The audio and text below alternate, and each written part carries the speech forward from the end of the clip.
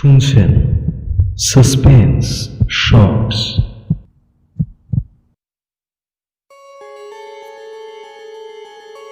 রাত্রির একটা নিজস্বতা আছে। আলোকিত পৃথিবীর আড়ালে সারাদিন লুকিয়ে থাকা এই মহাশূন্যের মায়াজালের আত্মপ্রকাশের মাধ্যম রাত্রি। আমেরিকান ফ্যান্টাসি রাইটার প্যাট্রিশিয়া এ ম্যাকলিপের কথায়, night is not something to endure until dawn. It is an element like wind or fire. Darkness is its own kingdom. It moves to its own laws, and many living things dwell in it. নমস্কার, আমি নম্রতা। আজকে আমাদের নিবেদন বিভূতিভূষণ বন্দ্যোপাধ্যায়ের লেখা রহস্য। যা কিছু রাত্রে ঘটে তা কি সত্যিই ঘটে, না তা আমাদের আধো জাগ্রত মস্তিষ্কের কল্পনা মাত্র, নাকি আমাদের পরিচিত জগতের বাইরের এক মায়াবী জগতের ছায়া প্রতি রাতে পৃথিবীর উপর নেমে এসে ঢেকে রাখে দৃষ্টির আড়ালের যা কিছু নির্জন। শুরু হচ্ছে আমাদের আজকের গল্প, বিভূতিভূষণ বন্দ্যোপাধ্যায়ের লেখা রহস্য।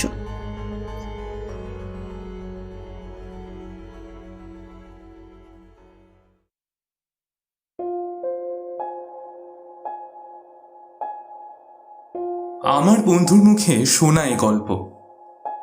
বন্ধুটি বর্তমানে কলকাতার কোনো কলেজের প্রফেসর, বেশ বুদ্ধিমান, বিশেষ কোনো রকম অনুভূতির ধার ধারেন না। উগ্র বৈষয়িকতা না থাকলেও জীবনকে উপভোগ করার আগ্রহ আছে, সে উপায়ও জানা আছে। সেদিন রাত্রে ঝমঝম করে বৃষ্টি পড়ছিল, নানা রকম গল্প হচ্ছিল গরম চা ও আনুষঙ্গিক খাদ্যের সঙ্গে মজিয়ে। অবশ্যই ভূতের গল্পই হচ্ছিল। আমার বন্ধু একটা গল্প বললেন। আশ্চর্য লাগলো গল্পটা। একজন বিজ্ঞানের অধ্যাপক যখন এই গল্পটা করলেন, তখন এর একটা মূল্য আছে এই ভেবেই গল্পটা বলছি। তার নিজস্ব কথাতেই বলি।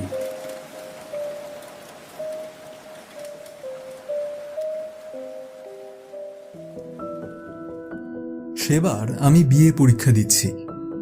অনার্স পরীক্ষা হয়ে যাবার পরে দিন 4-5 ছুটি পাওয়া গেল। কিসের ছুটি তা এতকাল পরে যদিও আমার মনে নেই।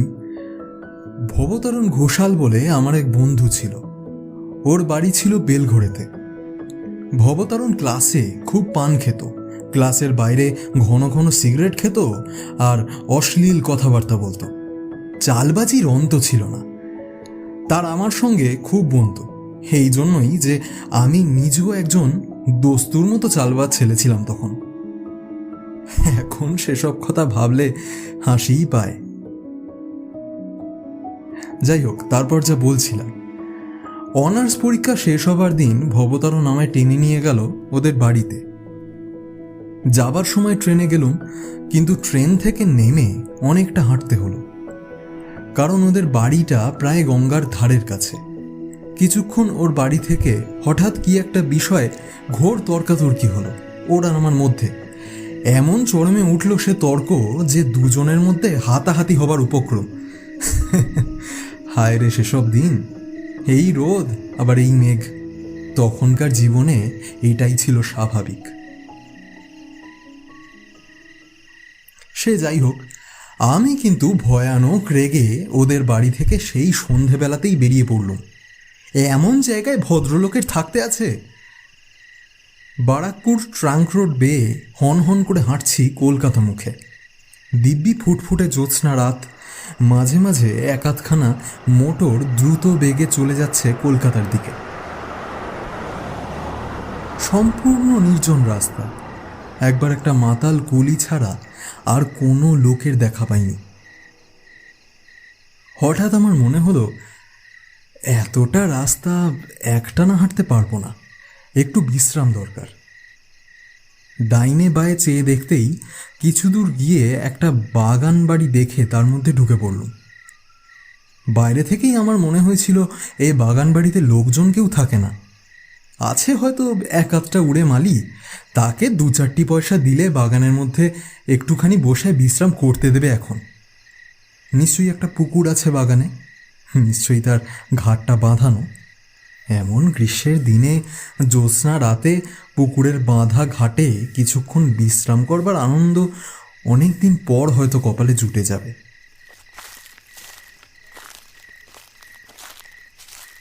বাগানের মধ্যে ঢুকে মনে হলো এই বাগানে লোকজন কেউ বাস করে না, ঘন ঘন কেউ আসেও না। লাল কাঁকড়ের পথগুলোর ওপরে 1 হাত লম্বা উলু ঘাস এবং ফুলের ক্ষেত আর আগাছার জঙ্গলে একেবারে ভর্তি। আরও একটু অগ্রসর হয়ে মনে হলো এই বাগানবাড়ি খুব বড় লোকের। অন্তত যে সময়ে বাগানবাড়ি তৈরি হয়েছিল সে সময় মালিকের অবস্থা খুব ভালো ছিল।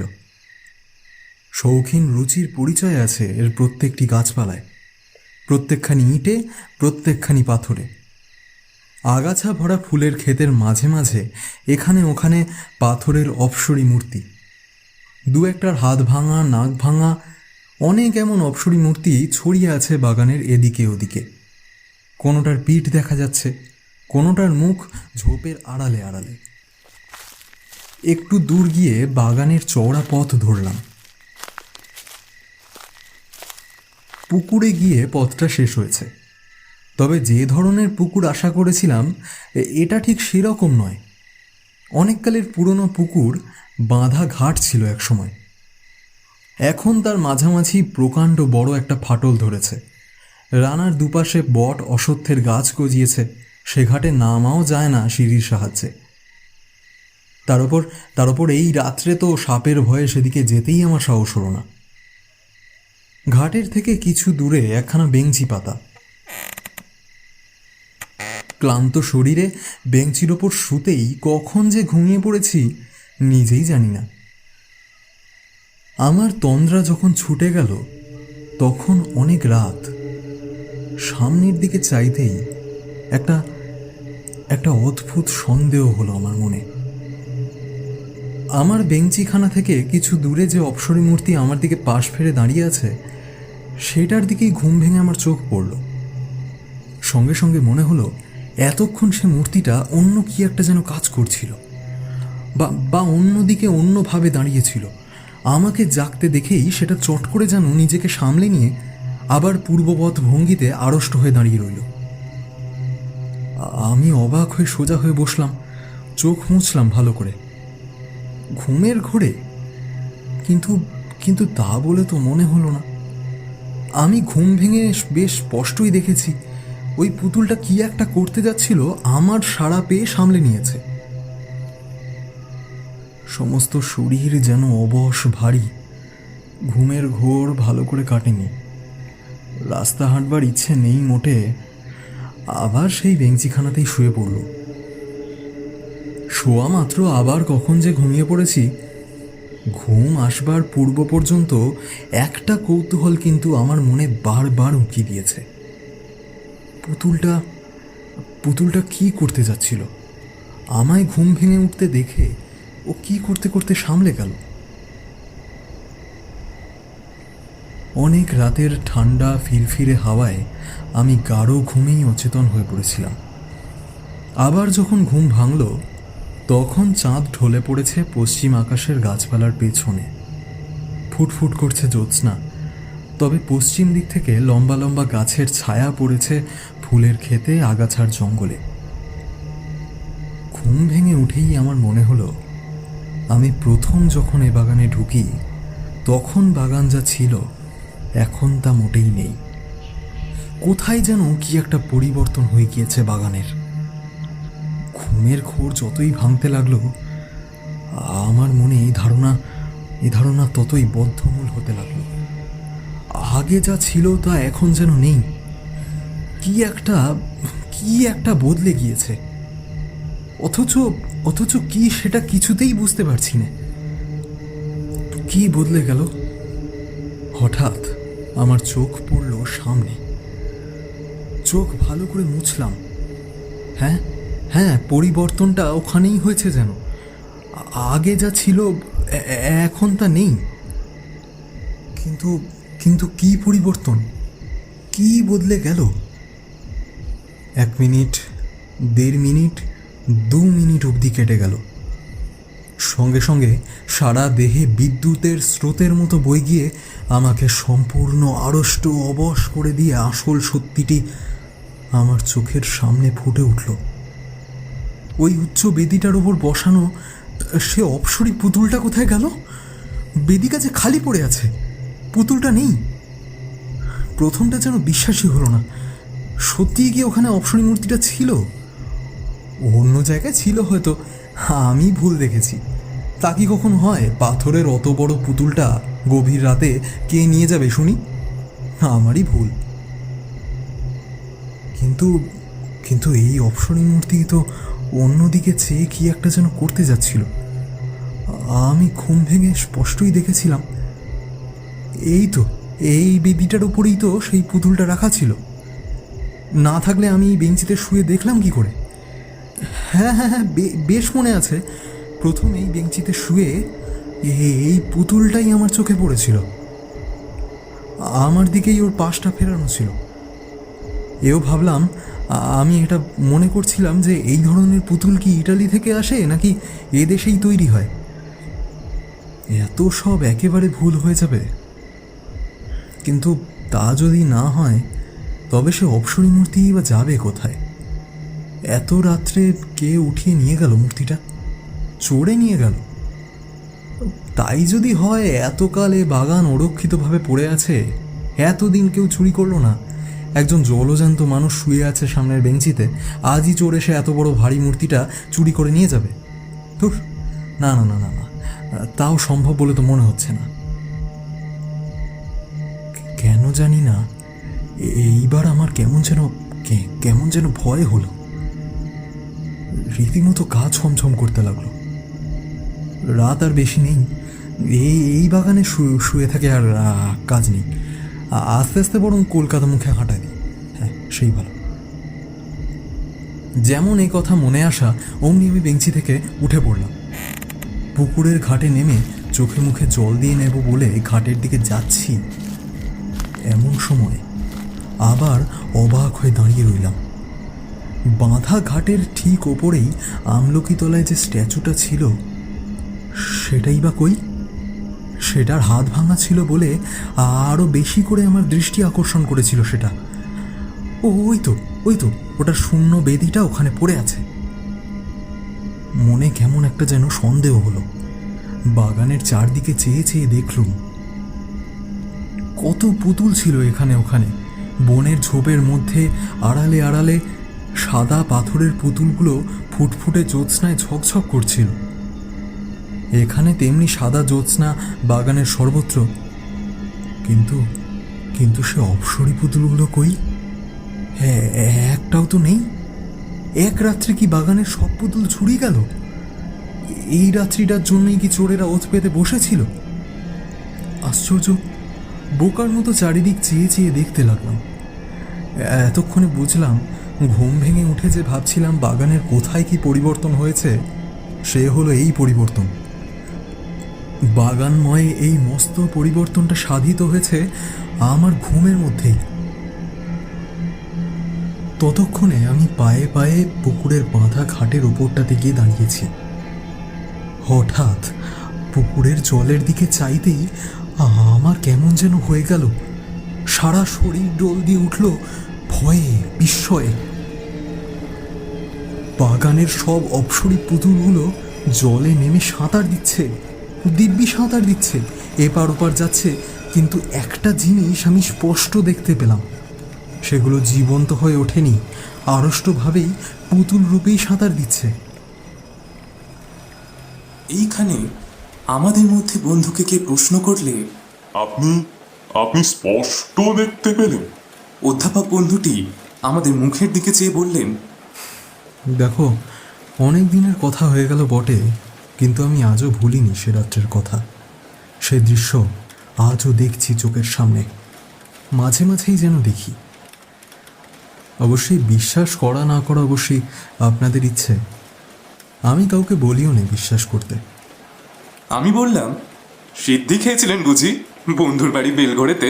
না না না না, আমি ওসব ছুঁতাম না তখন, এখনও তাই। সকলে রুদ্ধ নিঃশ্বাসে শুনছিলাম। আমি বললাম, তারপর? বন্ধু আবার বলতে আরম্ভ করলেন। তারপর চুপ করে দাঁড়িয়ে রইলাম সেদিকে এক দৃষ্টে চেয়ে। আমার মনে হলো আমি পাগল হয়ে গিয়েছি, কিংবা আমার শক্ত কোনো রোগ হয়েছে। যা দেখছি এসব কি? বেশ মনে আছে, পশ্চিম দিকের পাঁচিলের গায়ে একটা তাল কি নারকেল গাছ ছিল। চাঁদ তখন গাছটার ঝাঁকড়া মাথার ঠিক আড়ালে। সে ছবিটা বেশ মনে আছে আমার। আবার তখনই চোখ নামিয়ে পুকুরের দিকে চাইলাম, সেখানে সেই অদ্ভুত, অবিশ্বাস্য, অস্বাভাবিক দৃশ্য। সব সাদা সাদা বড় বড় মর্মর মূর্তিগুলো জীবন্তের মতো জলকেলি করছে পুকুরের জলে। আমার মাথা যেন ঘুরে গেল। নিজের ওপর কেমন একটা অবিশ্বাস হতে লাগলো। সেখান থেকে মারলাম টেনে ছুট। একেবারে সোজা দৌড় দিয়ে ফটকের কাছে এসে যখন পৌঁছেছি, তখন আমার মনে হলো, অবশ্যই হলপ করে বলতে পারবো না সত্যি কিনা, তবে আমার মনে হলো যেন অনেকগুলো মেয়ে খিলখিল করে একযোগে হেসে উঠল। হাসির একটা ঢেউ যেন আমার কানে এসে পৌঁছল। পরক্ষণেই আমি একেবারে ব্যারাকপুর ট্রাঙ্ক রোডের ওপর এসে পড়লাম।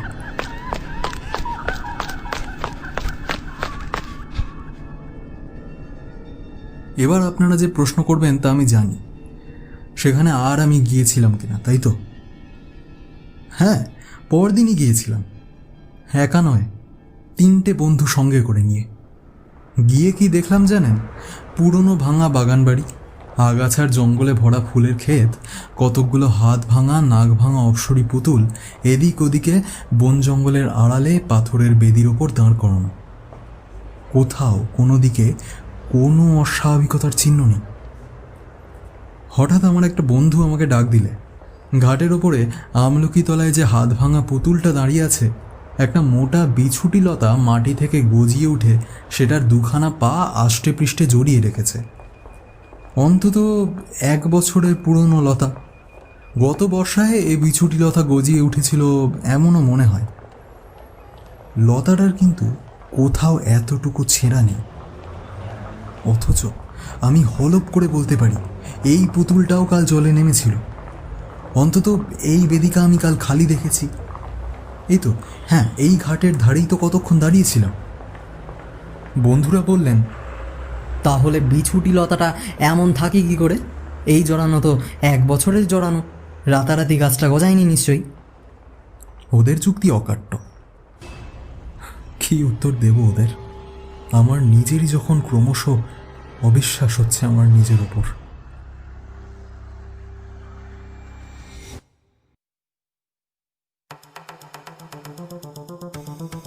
আপনারা শুনছিলেন রহস্য, রচনায় বিভূতিভূষণ বন্দ্যোপাধ্যায়। এই গল্পে কথক ও কথকের বন্ধুর ভূমিকায় বিধান গড়াই, প্রফেসর ও তার বন্ধুর ভূমিকায় দীপন বণিক, এডিটিং, পোস্টার ডিজাইন ও ডিরেকশনে দীপন বণিক। আমাদের প্রতিবেদন আপনাদের ভালো লেগে থাকলে গল্পটি লাইক ও শেয়ার করতে ভুলবেন না। আমাদের চ্যানেলটি সাবস্ক্রাইব করে বেল আইকন প্রেস করে দেবেন, যাতে আমাদের সমস্ত আপডেট আপনি পেতে পারেন। দেখা হচ্ছে পরের গল্পে। নমস্কার।